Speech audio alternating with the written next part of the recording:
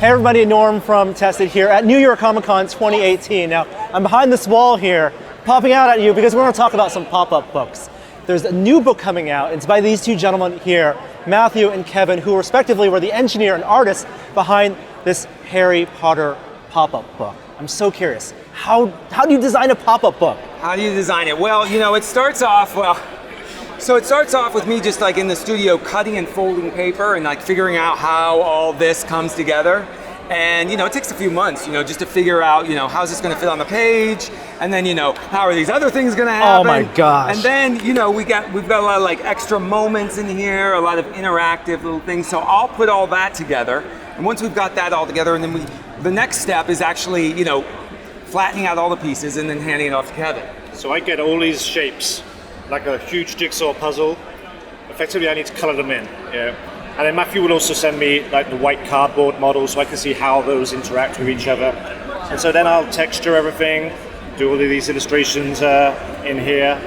And once I've done all that, which is like 8 months' work, then that all goes back to Matthew. Yes. And then so when it comes back to me, you know, what I'll do is I'll chop it up. It sounds really bad, but you know, chop it all up and put it with the pieces. Now, I've done like 30-some different pop-up books over the years. You know, this is my first Harry Potter collaboration, but I've done things like Star Wars and, you know, Transformers and like all these amazing things. But this was like really a dream come true because I am a total Potterhead. That's awesome. It's almost like a design constraint, right? You're not only working with paper that needs to be structural, but it needs to collapse. So you mentioned that there is a paper, like a cardstock model. Is that? So I've built like several versions of like some of the, like this pop in general. Like, so I've built it probably about 10, 15 times to get it like just right. And and they also wanted to have like little peaks inside. So if you look throughout, there's a lot of little Easter eggs inside. So you can open up some of these little windows and see, you can actually see some little scenes inside the windows. Let's see, you can look inside and see inside the hall. So there's like all these little peeks inside so you can see the characters. But you know, it has to be built several times over.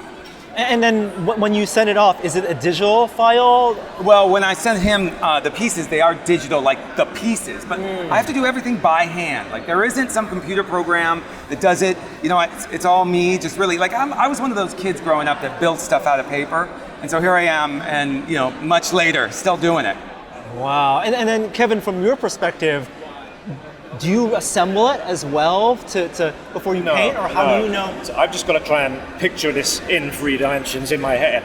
Yeah, so this is where it really helped with Matthew sending me the white cardboard models, because it's all well and good saying this piece here is a roof, but unless I know the direction those tiles are going in, you know, and the angle that's at, or if I've got 2 walls intersecting, I can't have moss on one and be clean, you know, on the other side of that corner. So seeing where those fit within that white model really helped. And then perhaps where the seams are. And exactly. And then, you know, I've done enough illustration in my career, so I know how to like get everything just right. If there are mistakes, if there's something that we need to change because of engineering, because of something in the last minute, you know, I know how to do it pretty well.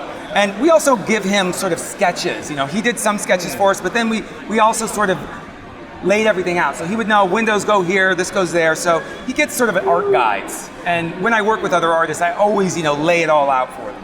Wow. As a pop-up book designer, like what's your dream project? Is it a size? Like, is it possible even to do a pop-up book that's... Well, I could, that would be awesome to do like huge scale stuff. I've done a lot of dream projects. Like I'm a huge Star Wars fan, done that kind of stuff. I'm a huge Transformer fan, huge Harry Potter fan. Like I did a Lego book. Like I've done like everything. So this was like the last one, and it was just incredible. I don't know, a big pop-up would be cool.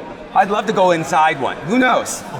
Very cool. And it's, even though, I love that it wears the paper, the material on its sleeve. Like it's not trying to be any type of material, and it's charming. It is what we grew up with. Yeah, well, you know what's funny is they call this low-tech engineering, right? So it's only made out of one material. So we've got to make it, you know, here it is, it's just paper, right? We've got to be strong and all this stuff to make these structures.